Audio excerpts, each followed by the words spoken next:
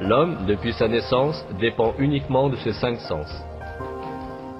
C'est pourquoi il connaît le monde extérieur seulement tel qu'il lui est présenté par ses sens. Cependant, la recherche scientifique effectuée sur nos sens a révélé des faits très différents au sujet de ce qu'on appelle le monde extérieur. L'action de voir se réalise progressivement. Au moment de la vision, les particules de lumière, appelées photons, voyagent de l'objet jusqu'à l'œil et traversent le cristallin où ils sont réfractés pour se projeter sur la rétine à l'arrière de l'œil. Là, les rayons sont transformés en signaux électriques, puis transmis par des neurones au centre de la vision à l'arrière du cerveau.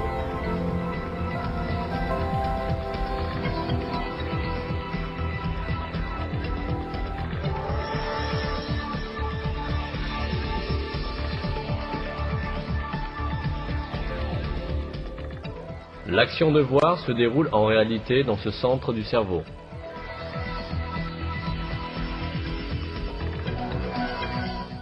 Toutes les images que nous voyons dans notre vie et tous les événements dont nous faisons l'expérience sont en réalité perçus dans ce petit endroit sombre. Que ce soit le film que vous êtes en train de regarder ou le paysage à perte de vue que vous contemplez en regardant l'horizon, tout ce que vous voyez entre en réalité dans cet espace de quelques centimètres cubes.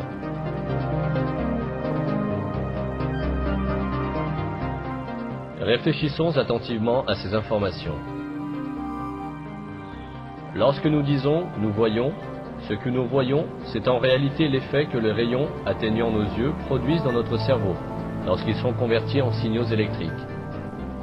Quand nous disons « nous voyons », nous observons en réalité les signaux électriques dans notre cerveau. La même situation s'applique aux autres sens. Les sons, le toucher, les goûts et les odeurs sont tous perçus dans le cerveau sous la forme de signaux électriques. Par conséquent, durant toute notre vie, notre cerveau n'est jamais confronté à l'original de la matière existant hors de nous, mais bien plutôt à une copie électrique de cette matière formée à l'intérieur de notre cerveau.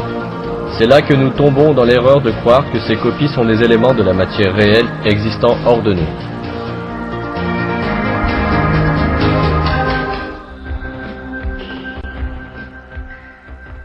Ces faits physiques nous amènent à une conclusion indiscutable. Tout ce que nous voyons, touchons, entendons et percevons comme la matière, le monde ou l'univers, n'est en fait que des signaux électriques dans notre cerveau.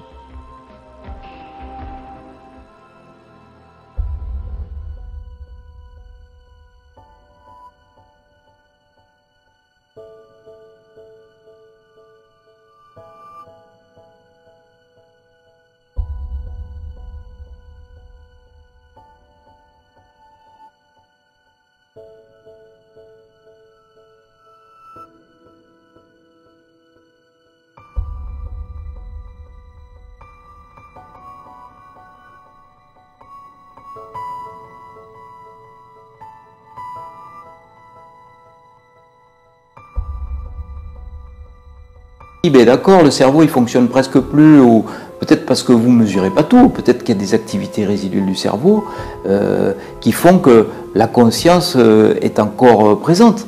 Mais je trouve quand même d'un illogisme assez fantastique ce raisonnement. Parce que comment un cerveau qui marche moins bien serait plus performant que lorsqu'il marche normalement? C'est un petit peu comme si vous disiez, cette voiture, elle roule plus vite quand le moteur est éteint ou quand on enlève son moteur. C'est quand même assez vertigineux comme raisonnement, ça, c'est pas du tout logique. Donc cette conscience qui est plus performante lorsque le cerveau s'arrête montre qu'il y a une autre forme de conscience qui perdure lorsque nous sommes morts à l'état clinique.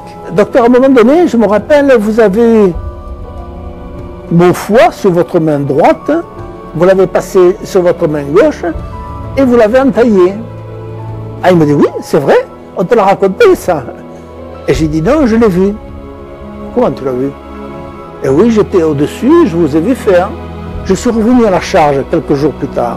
Elle disait, vous savez, docteur, je vous ai vu aussi quand vous avez dit à votre autre médecin, tout cela un peu, hein, de toute façon, elle s'en sortira toujours. Ah ben oui, mais ça, on te l'a raconté. Ça, il y a peu de personnes qui le savent, ça. Hein. De la salle d'opération, il n'y a personne. Et j'ai dit, moi aussi, je vous ai vu. J'étais tout à fait en haut. Qu'est-ce que c'est cette histoire que tu me dis, que tu as vu quand j'ai dit au docteur Poujoula de pousser la petite, là, avec son pied? Et j'ai dit, oui, je vous ai vu.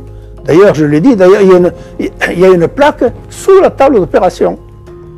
Ah, ça, il me dit, alors là, je suis au moins tranquille d'une chose. Il y a un molleton qui enveloppe, qui n'a pas pu voir la plaque sous la table d'opération. D'ailleurs, il me dit, je vais y aller, je vais aller voir.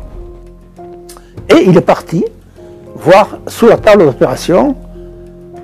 Et il est revenu longtemps plus tard, au moins un bon quart d'heure plus tard. Il est revenu, sans me dire un mot. Il était blanc comme un linge. Et il m'a dit, elle y est. Par exemple, une jeune femme qui était dans mon service, qui était intubée sous respirateur et qui n'avait pas de possibilité de communiquer.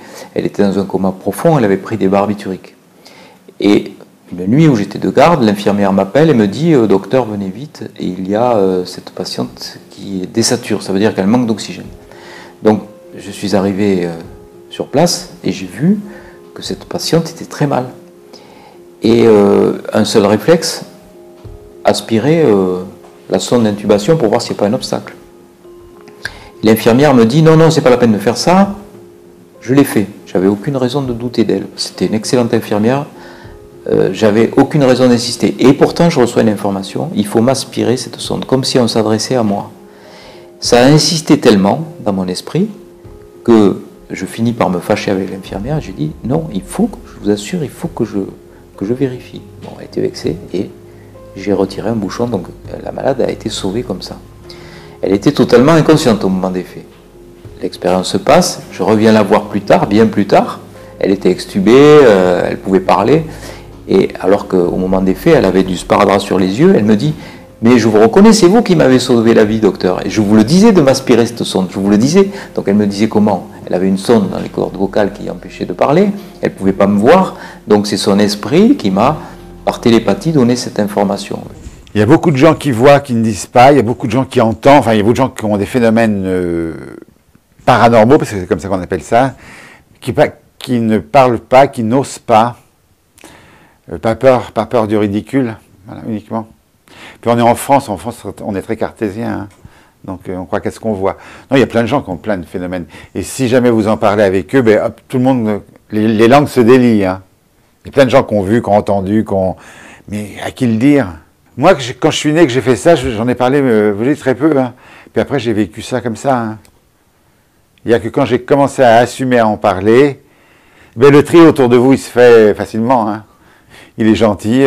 Oui. Témoin de ces expériences de mort imminente qui disaient qu'ils étaient la plupart du temps sortis par le haut de leur crâne, qu'ils avaient vécu cette fameuse expérience, que maintenant beaucoup de personnes connaissent, et qui sont revenus ensuite dans leur corps, complètement transformés par cette expérience qui restera pour toujours l'expérience la plus importante de toute leur vie.